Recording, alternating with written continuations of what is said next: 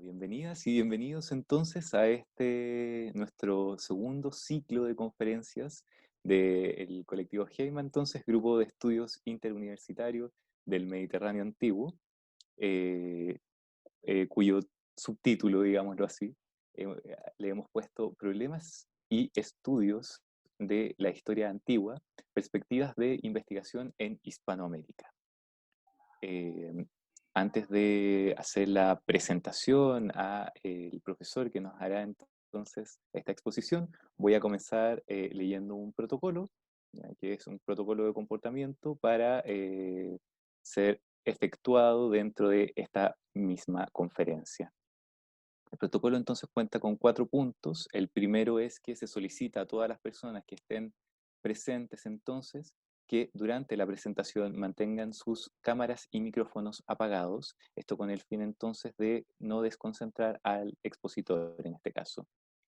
Número 2, cualquier actitud indebida, entiéndase como la presentación de material inadecuado, así como la exposición de imágenes de carácter ofensivo, darán pie entonces a la moderación de esta conferencia para que esa persona sea expulsada.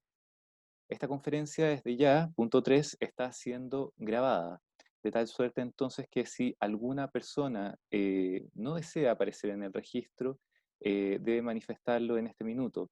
De otra manera, se entenderá tácitamente que está de acuerdo con la presentación de la grabación, su nombre o su imagen.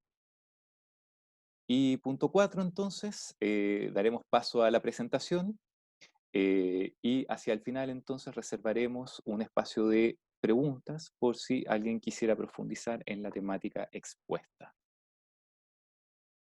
Habiendo entregado todos estos puntos del protocolo, paso entonces a dar la presentación a el profesor Andrés Cid Zurita, quien es licenciado en Historia por la Universidad de Concepción, magíster en Historia por la misma casa de estudios. Actualmente se desempeña dando cursos entonces en el magíster en Occidente, ¿verdad? En Historia de Occidente, en la Universidad del Biobío. Y entre sus trabajos, entonces, yo solamente voy a nombrar dos artículos.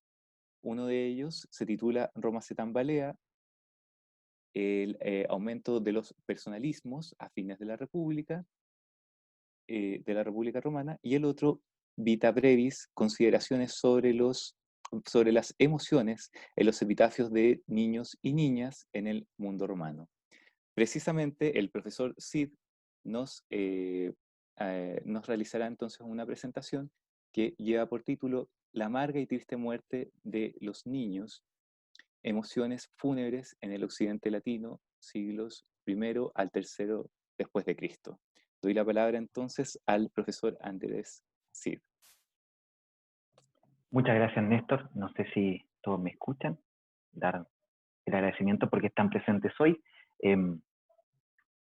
Principalmente este trabajo no hubiese tenido lugar hace más de 40 años y créanme que algunas de las ideas que voy a trabajar y que vengo trabajando hace algún tiempo habrían sido bastante cuestionadas. Si esto lo traducimos al ámbito académico nacional, hace un par de años también habría sido bastante alocado, a pesar de que en el mundo angloparlante es bastante común trabajar esta temática desde distintos enfoques. Dos preguntas que son parte de un trabajo en afinaciones finales y que pretendo presentar a ustedes esta tarde son importantes plantear. La primera es cómo se ha tratado la muerte de los niños e infantes en los estudios históricos, y la segunda, que creo que es la más importante para este tema, cómo pudieron haber entendido los romanos la muerte de los niños y los infantes. Para ello voy a comenzar a proyectar, para que me puedan decir si es que se ve o no se ve. No tengo, perfecto. Vamos a proyectar. Con estupor tenemos que considerar que la reconstrucción del pasado realmente es un tortuoso camino. Tortuoso, lo digo, por la complejidad de las propias evidencias históricas con las cuales tenemos a mano, pero también por lo tan difícil de intentar estar en la mente de aquellos que hace siglos vivieron y que de una u otra manera manifestaron en su diario vivir lo que sentían, lo que les afectaba, los afectos, pasiones, entre otros tantos temas que se han venido tratando con mayor potencia dentro de los estudios del mundo clásico. No puedo dejar pasar por alto algo tan obvio pero tan clarificador que plantea Mauricio Bettini en el Oxford Handbook of Roman Studies, y él dice que ningún estudiante y estudioso de la antigua Roma puede ignorar el hecho de que la cultura romana ha sido codificada textualmente. Esto me lleva a analizar con mayor cuidado la información que se dispone. Permítame que durante este trabajo pueda desarrollar esta idea mediante el tema que nos convoca, las emociones fúnebres hacia los niños en el occidente latino. Ahora, estas ideas eh, han venido macerando y gracias a los comentarios de Ronald Ridley, Greg Horsley y Ray Lawrence, es que puedo presentar para ustedes algunas precisiones con respecto al artículo previo que acaba de leer Néstor y de uno que está en trabajo para universidades colombianas. Finalmente, tenemos que tener cuidado con estudiar áreas de la propia sociedad, como por ejemplo la niñez, ya que tenemos que tener claridad que no existen recuentos sistemáticos desde la propia antigüedad, sino visiones parcializadas. Aunque esto no significa que no se puedan trabajar y proponer nuevas teorías. Con respecto a la mortalidad, en este punto es importante considerar la relación que existe entre mortalidad y emociones, aunque son extraños, posee una explicación lógica que hemos podido encontrar. Se unen por la relación entre harta mortalidad que lleva a la consecuencia del acostumbramiento. Es decir, los antiguos griegos y romanos solían enterrar a sus hijos y otros parientes, y habituados a la pérdida de un ser querido, terminarían acostumbrándose a esta situación, provocando que no presenten mayor relación y vínculo. Ustedes podrán reclamar que esto no puede ser correcto, y ciertamente también lo he hecho, ya que el dualismo muerte es igual a no vínculo, ha impregnado algunas mentes de académicos, y algunos nombres claves son Philip Aries, Lawrence Stone e incluso Moses Finley. Philip Aries, en líneas generales, expone en 1960 la indiferencia hacia los infantes en función de los datos demográficos y la ausencia de retratos en las evidencias mortuorias, las cuales solo aparecen desde el siglo XVI. Él sostiene su punto mirando la historia medieval, pero ¿y la griega y la romana? Parece que no hizo alcanzado a observar los altares, y menos aún las palabras vertidas en los cientos de epitafios que tenemos como registro material. 2 años después, publicaba Siglos de niñez, una historia social de la vida familiar, y parece que había entendido que sus dos hipótesis planteadas anteriormente, más que revolucionarias, terminarían por ser severamente criticadas. En este nuevo trabajo termina culpando a la sociedad medieval, diciendo que la civilización medieval había olvidado la paideia de los antiguos. Ahora sí parece haber mirado al mundo antiguo. Sea como sea, considera que los niños se mezclaban con los adultos luego de ser destetados, cosa que ocurría más o menos a los 7 años, y se convertían en compañeros de los adultos en las labores, y terminó negando este concepto de transición. Es decir, considera que habría infancia, pero no niñez. Sostiene que el concepto de la niñez es una invención moderna. Finalmente, será criticado por sus dos trabajos. Fuertes ataques han venido por Harley en su estudio sobre los padres e hijas en la edad romana, Neruda con su libro Ser niño en Roma, e incluso con la compilación de ensayos en la obra de Roson, que se llama Matrimonio, Divorcios y Niños en la Antigua Roma. Lawrence Stone tomaría las primeras ideas de Aries y sostendría que la alta mortalidad provocaría una falta de preocupación por los bebés. Era una estrecha relación entre una y otra, él lo veía así. Por lo tanto, el amor y el afecto no habían de esperarse en las sociedades preindustriales por el abandono, No la te alta escucho, mortalidad Manuel, no me veo ni me escucho. No. y la tranquilidad de no hacerse muchas expectativas con la sobrevivencia de los otros elementos.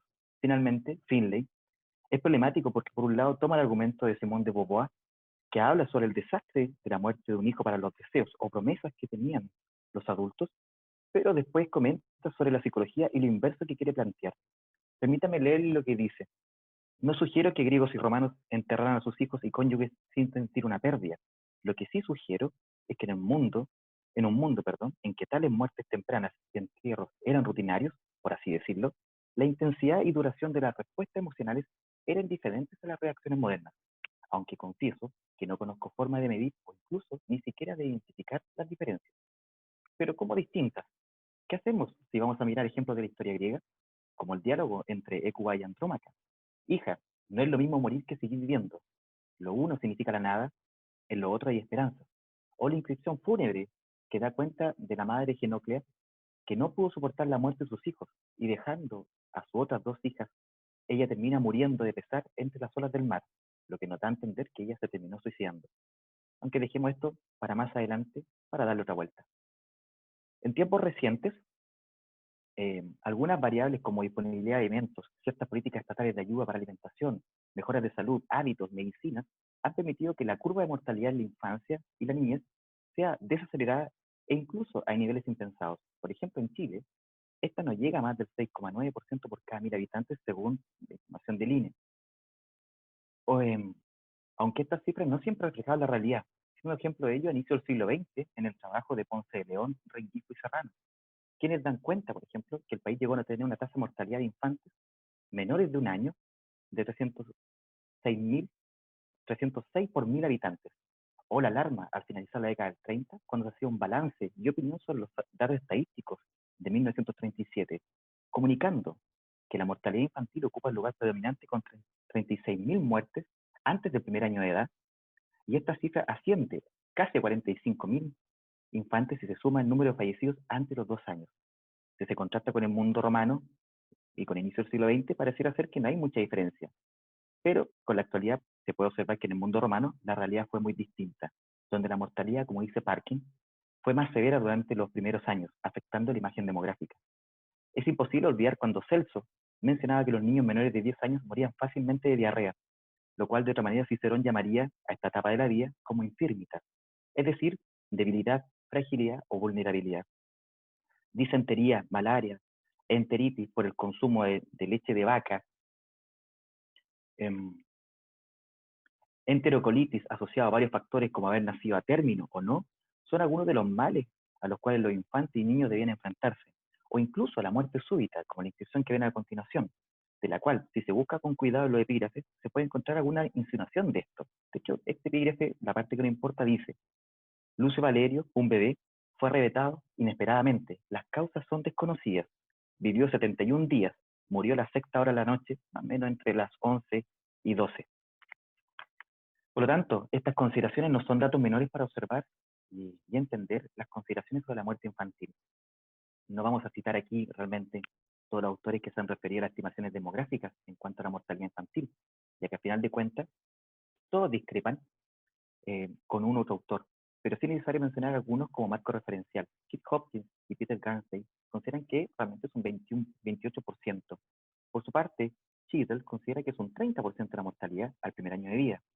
Antochowska considera que oscila entre un 20 y 30%. El señor Byrne entre 25 a 30%. Y Collis, que incluso en algunas locaciones específicas llega a la asombrosa cifra del 60% de mortalidad infantil. Vamos a las emociones, que es lo que nos convoca realmente en esto. Un tema problemático dentro de los intentos de tratar la emoción es la consideración de las nodrizas. Se ha considerado que la crianza temprana por medio de estas personas no permitió crear el vínculo de sentimientos entre padres e hijos o entre nodrizas y niños, y que las nodrizas terminarían haciendo una labor sin mayor vínculo.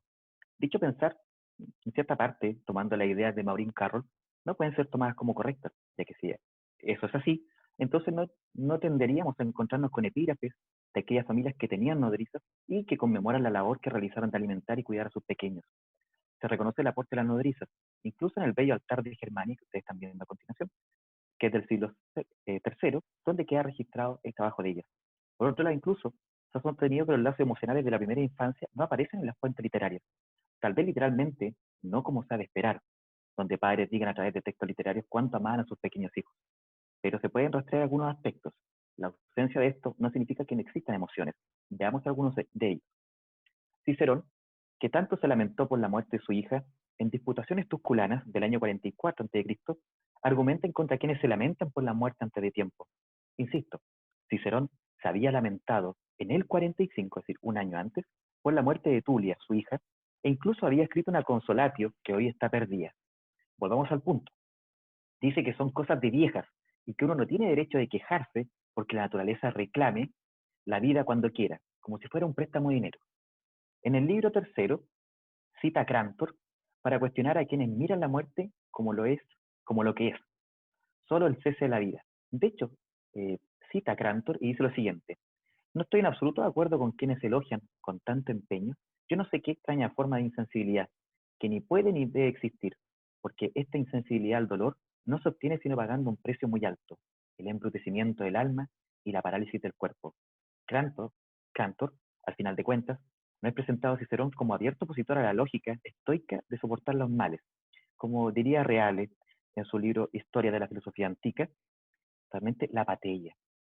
Tan solo 2 años atrás, William Harris, en su trabajo sobre el dolor y la medicina en el mundo clásico, con abierta preocupación, problematiza sobre estos temas y con justa razón se pregunta, ¿los griegos y los romanos, debido a que están acostumbrados al dolor desde la infancia en adelante, sufrieron menos en algún sentido que nosotros, los modernos de vida suave? ¿Cómo podríamos saberlo, dado que nadie puede sentir el dolor de otra persona? Con respecto a la última pregunta, conjetura que acá nada tiene que ver si se comportaron las personas de manera estoica, sino de lo que realmente sintieron. Séneca nos recuerda que la memoria por el difunto se debe honrar lo más posible, pero cuestiona duramente a aquellos que entierran a sus deudos y terminan por llorarles muchas lágrimas y acordarse muy pocas veces de ellos. Este comentario se relaciona con la naturaleza de los animales y sus crías. De hecho, él dice, así aman a su prole las aves, así las fieras, cuyo afecto es violento y casi furioso, pero se extingue cuando la han perdido. ¿Acaso Séneca está planteando que esto es lo que ocurre con la muerte de niños y niñas? El duelo es concebido como una norma que se encuentra fijada en lo cultural y lo legal. Con respecto a lo último, en cuanto a los niños, Paulo, en Opiniones, dice que se debe hacer luto y establece plazos. 1 año para los mayores de 10 años, 1 mes por cada niño muerto mayor de 3 años. No dice nada con menos de esa edad. Para peor, dice que quien viole esta ley es considerada una persona infame. Y tan así, es decir, los padres que sufrieron y manifestaron de una u otra forma lutos y recuerdos, ¿serán catalogados como infames? Fragmentos Vaticanos dice que no se guarda luto al menor de 3 años, pero se le llora un poco. Al menor de 1 año no se le guarda luto ni se le llora un poco. El no guardar luto por los niños menores de 3 años viene dado, al parecer, desde Numa, según lo que nos cuenta Plutarco. El digesto, por su parte, se nos presenta distinto a los autores citados. Habla del luto y dice, según el afecto y el sentimiento de sus ánimos, conforme cada cual hubiere querido, y no condena la infamia. Puede que solamente sean sugerencias, ya que incluso un formado Marco Aurelio solamente realizó 5 días de luto por su hijo Vero César, fallecido a los 7 años, y debería haber hecho luto por 7 meses. Tal como considera Beryl Rawson, antes del año parece que no hay prescripción para realizar el luto, a lo cual podríamos entender que Rawson está incompleta en su concepción, porque también se puede extender esto entre 1 año y 3, dicha apreciación, porque tenemos las evidencias epigráficas para ello. Parece que la sentencia de Plutarco en la consolación a su esposa no tiene cabida, pues a los que mueren en la infancia no se llevan libaciones ni se celebran otros ritos para ellos como es natural, con tal que se hagan los muertos, porque estos no han tomado parte en nada de la tierra ni de las cosas de la vida. Ciertamente, los padres de Junia Prócula, que son contemporáneos a Plutarco, no tomaron en cuenta la idea de este autor, y con total libertad erigían un hermoso altar que con su decoración guardaba el recuerdo de la pequeña de 8 años que con su partida ha dejado, y dice, el luto a su miserable padre y madre. El lenguaje de genuino sentido y afecto se rastrean aquellas voces conservadas en epitafios, donde al leerlos no recuerdan que la muerte duele y no sienten consuelo para ella, como el breve y directo lamento de una madre en la Galia narbonense, donde dice, tranquilo estás, Lagus, mi hijo, tu madre te ruega que la lleves contigo. Adiós. La madre sueña con volver a encontrarse con su hijo y no se resigna con su partida. Juvenal, que cierra esta parte y que abre el próximo apartado, con claridad escribía, lloramos cuando nos sale al paso el entierro de una muchacha casadera, o se cierra la tierra sobre un niño demasiado chico para el fuego de la pira. El lamento no obedece a un solo sector, y el recuerdo se realizaba en la medida de los recursos disponibles, pero siempre evocando, aún con la más modesta manifestación fúnebre. El sentido de ser demasiado jóvenes para un reconocimiento social pleno no significa que no deban ser considerados, ser tratados con indiferencia, como sostienen Dasein y Spar. Es decir, no hay forma de no sentir la muerte de un ser querido. Se ha sostenido que existieron manuales usados por los picapedreros que realizaban los epitafios. De hecho, desde Carnat en adelante, a fines del siglo XIX, ha sido bastante fuerte esta postura. Claramente varios lo han sostenido a través del tiempo, bajo el entendimiento de repetición de ciertas fórmulas en zonas específicas del Imperio Romano. El camino que marcó Carnat ha sido seguido por otros como Nielsen, que han propuesto una visión escéptica y hasta negativa cuando nos encontramos frente a ciertos epígrafes con las mismas características de conceptos. Isabel Velázquez, a fines del siglo pasado, rebatía dicha concepción, pero parece que todavía se sostiene con fuerza dicha idea. Hoy en día existen fórmulas que se ofrecen en los cementerios para los afligidos que despedirán a sus deudos, y ciertamente no existe hoy en día cuestionamientos algunos para palabras o frases como aquí descansa mi querido o mi querida, tu familia te recuerda, en nuestros corazones, en memoria, en recuerdo de un angelito con amor. Nadie piensa que estas frases que se suelen repetir en los cementerios sean carentes de emoción si se encuentran por cientos esparcidas en los distintos lugares santos. Entonces, ¿por qué hemos de extrañarnos tanto con la evidencia epigráfica de los romanos? ¿Y por qué tanto rechazo a considerar de que la repetición de frases es sinónimo de ausencia de emociones? Es una pregunta para una discusión posterior en otro trabajo. Volviendo a lo que nos convoca y tomando ideas previas, ¿cómo explicar y sostener la falta de emoción de los padres u otros parientes por los niños muertos? Claramente no todos pudieron tener un entierro o una incineración, pero aquello no quita que existiesen hasta las acciones más humildes de recuerdo y conmemoración, las cuales buena parte están perdidas. Y no podemos olvidar dos cosas más, que por ejemplo, en Roma, por cada una inscripción que está catalogada en el CIL, hay 66 personas que no tuvieron su propia inscripción. En este caso, un estudio cuantitativo eh, de Hutunen en 1974. También, por ejemplo, que cientos de miles de epígrafes se han perdido por vandalismo, reutilización de material, accidentes, robos, y por ejemplo, el que están viendo ustedes es el epígrafe de un altar con daños, donde se aprecia eh, el Ordonia Saturnina, y que fue perforado para amarrar animales. Incluso tiene marcado ahí claramente la imagen del centro, donde se ve más claro que amarraban mulas. Sí o sí, no podemos saltarnos algo importante. Las estelas funerarias tenían una importante función. Servían como material privado, así como representación de la persona con su identidad, así como la persona con la identidad familiar. Y para esto es importante el pensamiento de Valerie Hope. Por otro lado, no podemos obviar a la misma autora en su entender que la función de la lápida es recordar al muerto, preservar el nombre y la identidad. Son métodos finalmente de comunicación.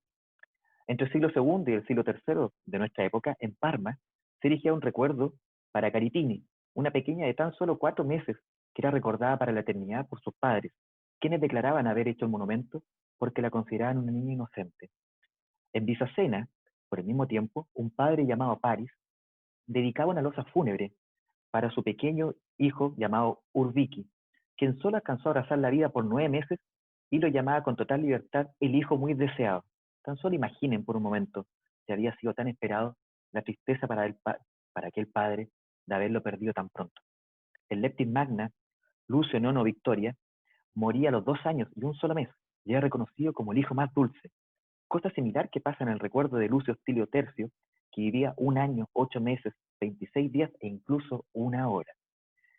En África, proconsularis, se suelen encontrar recordatorios que las niñas y también los niños pueden ser llamados piadosos, no importando la edad. Pueden ser de meses o incluso hasta 12 o 14 años perfectamente. Hace 17 siglos atrás se erigía este epígrafe y el lamento todavía se escucha y basta con leer o escuchar las líneas del recuerdo para entender que la pérdida de los padres en Roma y en el mundo romano no debe haber sido tan distinta a lo que ocurre hoy en día cuando en el cementerio encontramos flores que se mueven al viento, globos, peluches y juguetes como símbolo de amor, de ternura. Parece que aquel acostumbramiento a la muerte que conocimos anteriormente se va derrumbando por sí mismo. La inscripción dice con total pesar: la muerte sin corazón te llevó, tierno niño, con tristes ritos funerarios y te robó las primeras alegrías de la dulce vida. A tus cariñosos padres no se les permitió deleitarse contigo por mucho tiempo. Nuestro niño Lupacio vivió 3 años. Nuestro, palabra que encierra algo que es propio, que a pesar que ya está muerto, seguirá siendo hijo de aquellos padres que han perdido más que un heredero, más que una promesa que lograse cosas, acaban de perder un trozo de su propia vida. En la Bética, a mediados del siglo II, despedían a Quinto Enio Juveni, llamado nuestro hijo más querido y más dulce, que vivió tan solo 1 año y 8 días. Aquí ya se ha enterrado, que la tierra te sea liviana. Hay algunas peculiaridades de los epígrafes, ya que lo normal es encontrar nombre del difunto, alguna característica, años vividos, quienes dedican, y a veces alguna frase en forma de carmina, aunque este orden no siempre es así. Entre el siglo I y el siglo III, una inscripción sepulcral proveniente de Cartago, que lo ven al lado derecho, no menciona ni nombre ni quién realmente dedica el epitafio, pero sí podemos concluir que evoca a un niño y dice lo siguiente: no digo el nombre ni cuántos años vivió, para que el dolor no se asiente en nuestras mentes mientras leemos esto. Cuando eras un bebé, eras dulce, pero en poco tiempo la muerte venció la vida, para que no obtuvieras libertad. Ay de mí, no hay dolor igual a eso cuando uno pierde a quien ama. Ahora la muerte otorga eterna libertad. Podemos sacar como conclusión, ciertamente, que estamos frente a un epígrafe de un esclavo, tal vez un Berna, un esclavo doméstico. ¿Acaso no puede ser la emoción el entender cuando los padres escriben contra el deseo o que son infelices? Tan solo pensar un momento, las frases escogidas por esos padres no pueden ser solamente una fórmula como un trámite para actuar socialmente bajo una convención. Eso dejaría poco camino para pensar que los padres que despedían a sus hijos lo hacían con un sentir de pesar y por medio de esas palabras intentaban mantener el recuerdo de estos por la eternidad. Entre el siglo II y el siglo III en Rávena, un tal Aurelio Antonio, un optio y Herenia Marcelina, contra su deseo dedicada la inscripción sepulcral para su hija más dulce, llamada Herenia, quien solo vivía 8 años y un poco más. Misma situación se repite cuando los padres de Tiberio Claudio moría, eh, moría con tan solo 3 años, 5 días y 13 días, dejando claro que esta Dios era contra el deseo de ellos. Lucio Herenio y Cases y Pares dejaban escrito que eran padres infelices por tener que despedir a la inocente hija Herenia a los 7 años, y aún más nefasta era la emoción de unos padres en Rávena por Aelia Máxima, una pequeña dulce de 4 años que dejaba a sus padres como desgraciados por tan nefasto destino.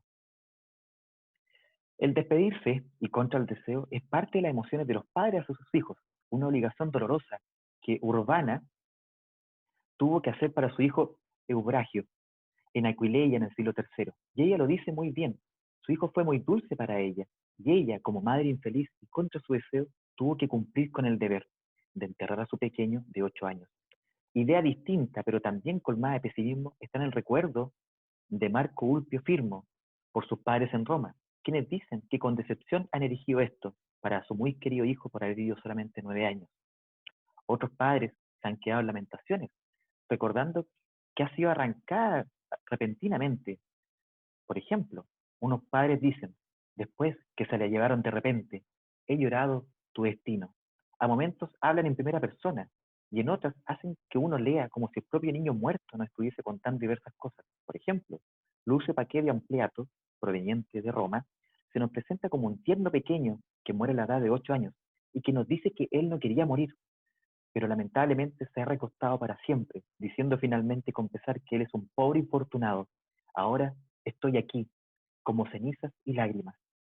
El cuidado de depositar a los muertos no solamente se traduce en un calificativo de alguna característica, sino también que sus restos mortales queden a recuerdo. Caso de esto, podemos encontrarlo en habla griega como romana, donde Floro es lamentado 2 veces por sus padres, quienes con pesar escriben, tal vez, una segunda losa epigráfica, dando cuenta del dolor que sienten. Y dice, aquí reposa Floro, el hijo de Cecilio y de Estacte. Lo han traído desde otra tumba, por segunda vez lo han llorado. Su pequeño cuerpo de 6 años dejó a sus padres en un inmenso dolor por la niñez perdida, y yace en este sepulcro bañado en lágrimas. Cientos de epígrafes registran la frase osa bene quiescat, pero quiero que solo el pequeño Amerino de 7 años le recuerde a ustedes donde los padres avisan al lector que sus huesitos descansan bien. Entre el siglo II y siglo III en nuestra época, Carpóforo y Tilicuta aparecen como 2 padres totalmente desconsolados por la muerte de su pequeña hija, reconocida como cariñosísima. ¿Acaso no podemos sentir y encontrarnos emocionados por la desazón tortuosa de estos padres al leer las últimas palabras de su amada pequeña? El epitafio reza, consagrado a los dioses manes, aquí yace la niña a quien su padre ha de llorar toda la vida, que, apenas desaparecida, busca continuamente su madre pesarosa. Agradecida a las caricias, era como cada uno quisiera que fuesen sus hijos. El 10º año la privó del don de la luz. Quien lea este infortunio, maldiga el lado maligno, que la tierra te sea leve. Podrían pensar que Sipti Viterra Levis, o que te sea leve o liviana la tierra es una fórmula común. Y es cierto, pero igual encontramos algunos ejemplos del pesar de la tierra sobre el difunto, donde en vez de ser liviana es bastante pesada. Por ejemplo, un niño posiblemente llamado Fortunato, porque está perdido un trozo de su inscripción, le dedicaron un epitafio diciendo: aquí está enterrado Fortunato, un tierno niño de los padres, que yace bajo un gran peso. 4 años viví, ahí comienza a hablar él, queridísimo para mis padres, y al entrar en el 5.º año, abandoné aquí mi alma. Para este niño, madre, querida madre, se ve que has puesto esta lápida. A este niño, ella misma le rindió el último homenaje. Otros, con inmenso afecto, dicen que sus hijos fueron algo muy especial para ellos y no evocan más que una tierna emoción de recuerdo. Por ejemplo, ustedes están viendo ahí la pequeña Spey, de 2 años, que es llamada Delicia por sus padres y es representada con una especie de pañuelo en su mano derecha diciendo adiós. Finalmente, no hay consuelo para la muerte, ni aunque muchos hijos reemplacen al que yace en la tierra, en una pequeña urna o en un columbario, perdón. Ese ámbito, ese hábito que se suele pensar del mundo romano en cuanto a las emociones de los padres por sus hijos fallecidos, que era tan distinta a la nuestra, no puede ser más que una mirada un tanto sesgada y carente de toda psicología humana. Es la alteración del orden natural, la muerte, que obliga a los padres a tener que despedir contra su deseo a sus retoños. No sabemos el nombre de esta pequeña, que estamos viendo a continuación, pero sí podemos imaginar la amargura y la tristeza de la muerte a través de cada palabra inscrita.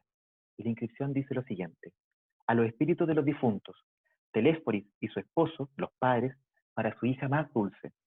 Hay que lamentar a la dulce niña, si tan solo jamás hubieras existido, porque estaba destinada a ser tan encantadora y aún así a regresar después de un tiempo tan corto de donde naciste, yendo acompañada por el sufrimiento de tus padres.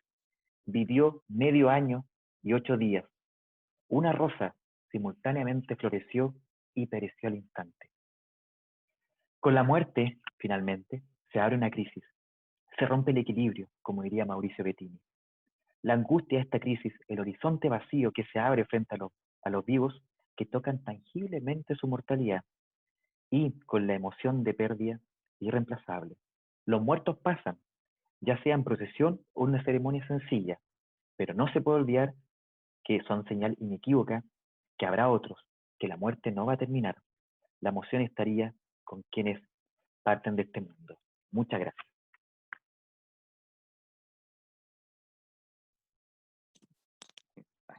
Muy bien, gracias Andrés por tus palabras, por tu presentación.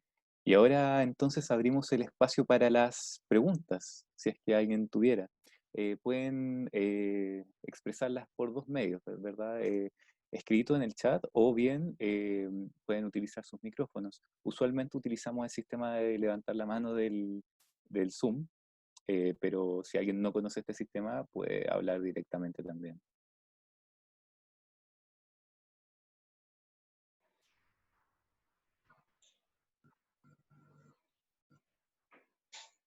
Nadie hace preguntas. Ah, bueno, yo voy a comenzar, si te parece bien, Andrés. No es una pregunta como tal, pero es solo una observación.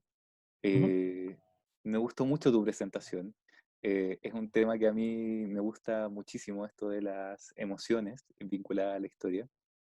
En la medida en que tú hablabas, yo no podía evitar pensar en el trabajo de Jenny Harding, no sé si lo conoces, que a mí ella me parece bien maravillosa, porque ella está, ¿cómo decirlo? Esta estructura, este entramado finalmente, en donde se comparte la oralidad con la emoción, o ella intenta aterrizar desde esa oralidad a la emoción. Eh, yo tiendo a pensar que lo que tú señalas es efectivo, es decir, que ¿por qué no creer finalmente que existía este apego, este afecto, ¿verdad?, entre padres, digámoslo así, padres, madres e hijos, similar a como lo conocemos nosotros hoy en día, ¿verdad? Eh, pero también hay que añadir otros factores, ¿verdad? Como lo son, por ejemplo, eh, cuestiones que están muy presentes en el mundo antiguo, como la idea de la ausencia vinculada a la extinción, por ejemplo, de la familia, que ese es un peso más vinculado, ¿verdad?, con el mundo antiguo, como que la descendencia sea extinta, o sea, se acabe finalmente. Pero me gusta esta idea de ausencia que tú rescatas, que es esta ausencia cargada de emoción, ¿verdad? No la funcional, sino que la cargada de emoción. Este vínculo que haces también me gusta muchísimo ¿verdad? Con otros antecedentes demográficos, ¿verdad? Que eso también me pareció muy, ¿cómo llamarlo? Muy enriquecedor. Eso es, solamente.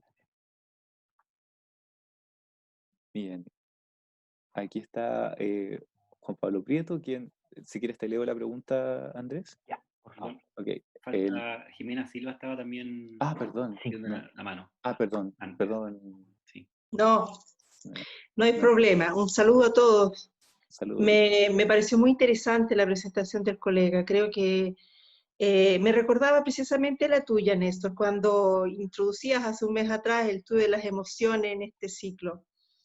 Eh, yo soy más práctica en esto y me pregunto, ¿cómo es posible cuantificar, precisar la cantidad de muertos, infantes muertos en el mundo antiguo con la escasez de fuentes que tenemos? No obstante las fuentes escritas, epigráficas, documentales, etc. Es un riesgo muy alto lanzar una cifra. El colega decía, hablaba de 30, de 40, de 50. Lo digo porque lo sufrí en mi propia piel, en mi tesis doctoral, que hablaba trataba de precisar cantidades de armas, cantidades de comida, de suministros para la guerra romana durante la República.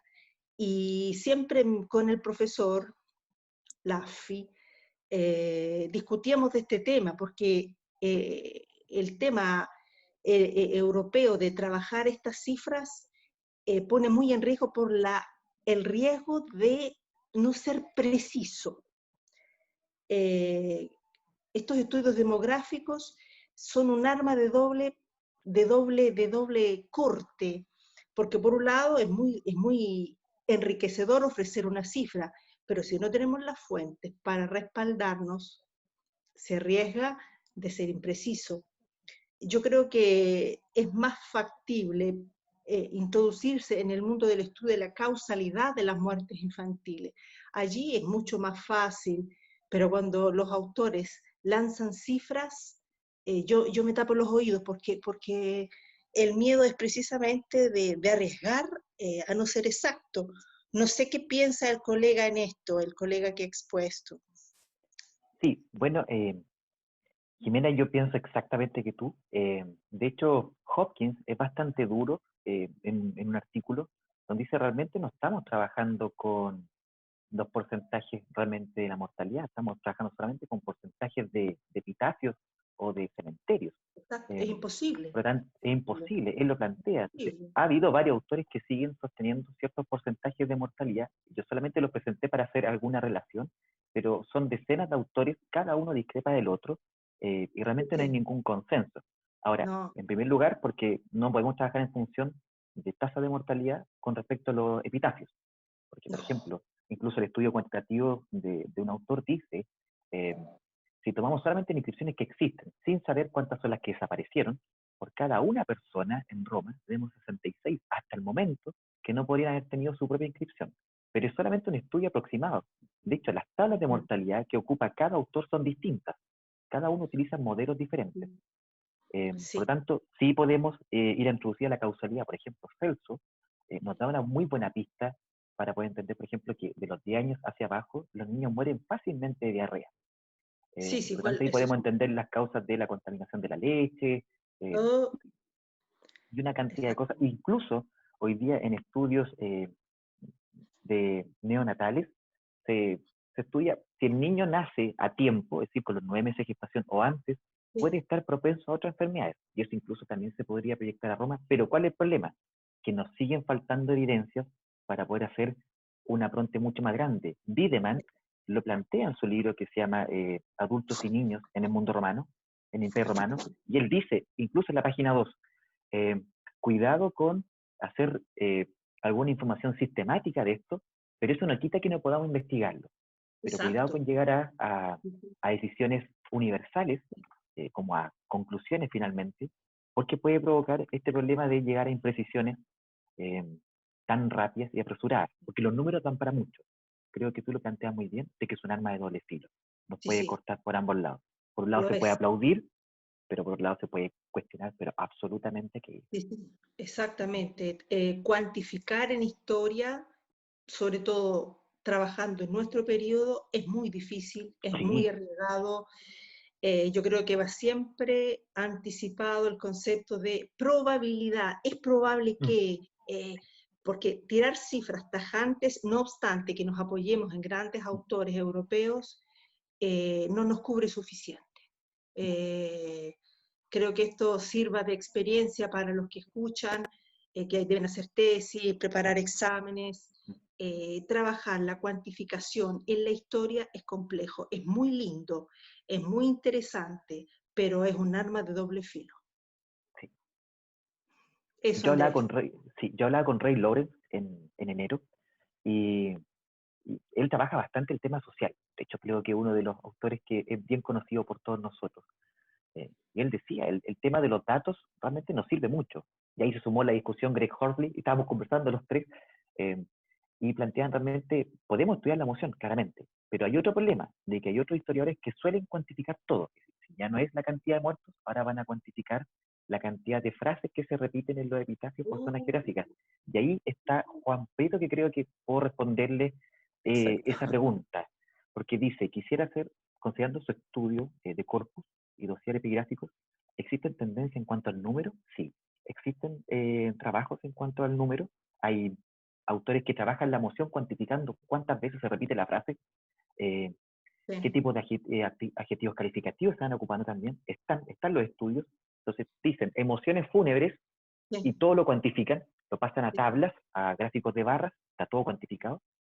sí, Preferencias, sí, en África, por ejemplo, se prefiere piadoso, por ejemplo, eh, en zonas de España, ánima, dependiendo. Y sí, en los siglos hay una variación, por lo tanto, ahí se justifica el hábito epigráfico, que ese famoso artículo que marcó un precedente, sobre todo en el Alto Imperio, el hábito epigráfico, sí.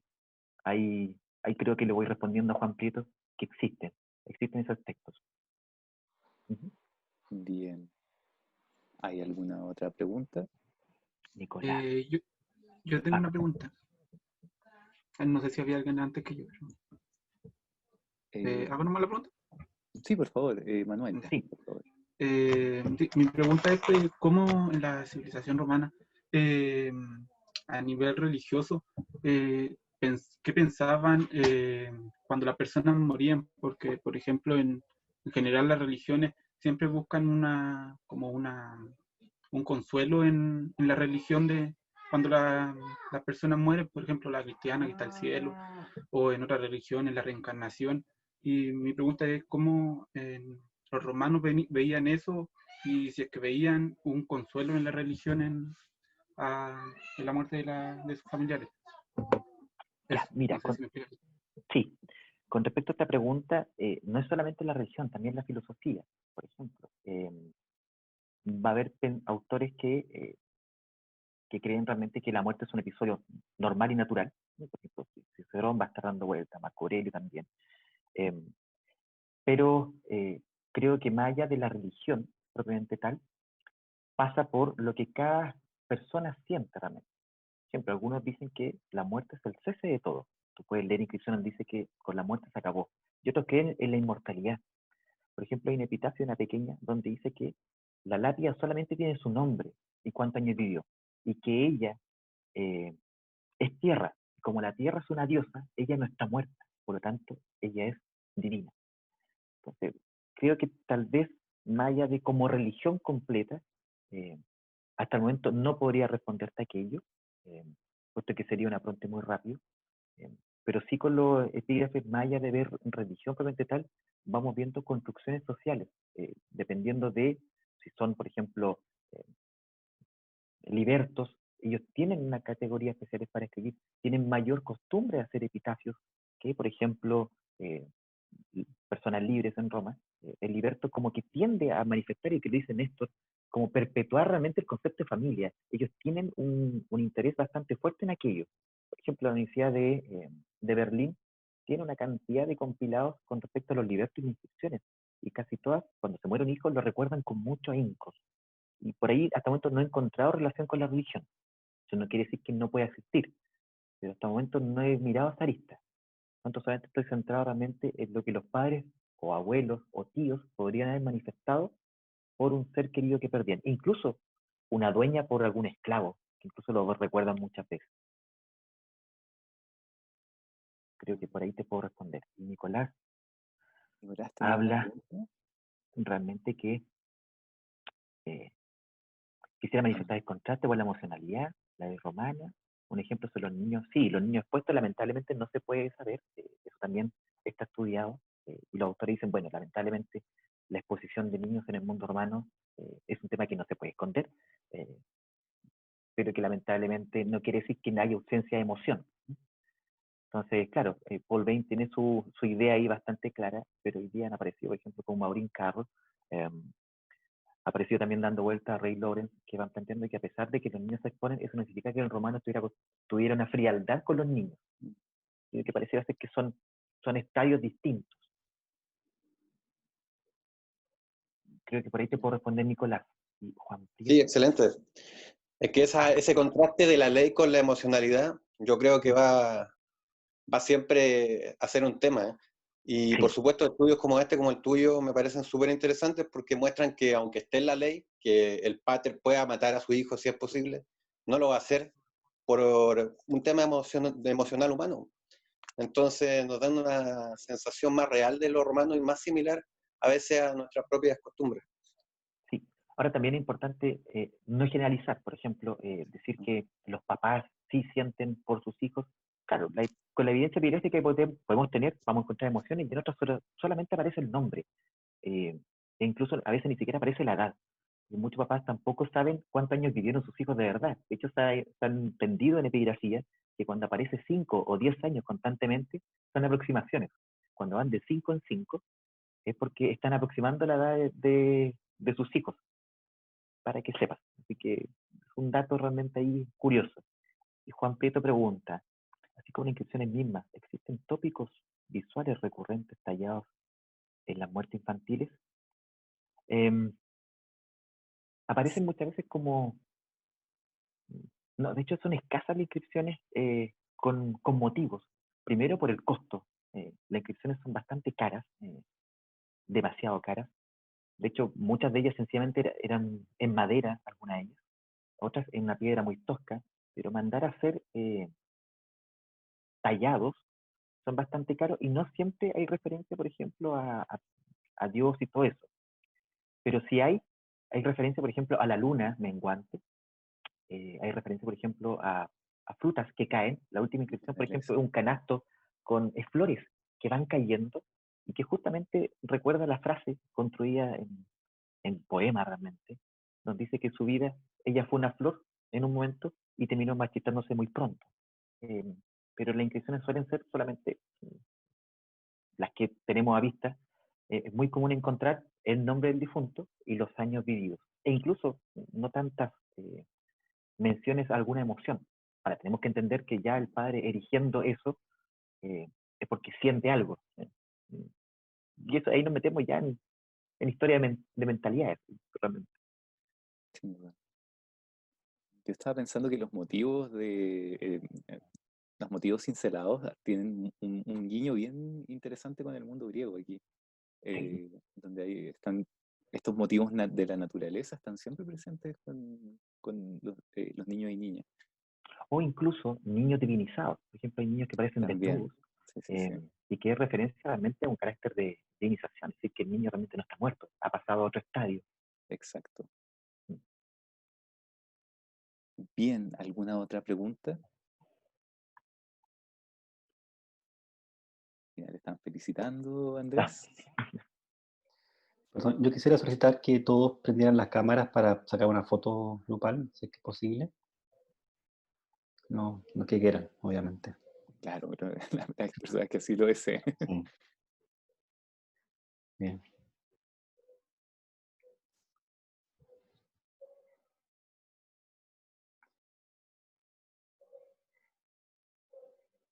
Bien, vamos a sacar una foto por aquí.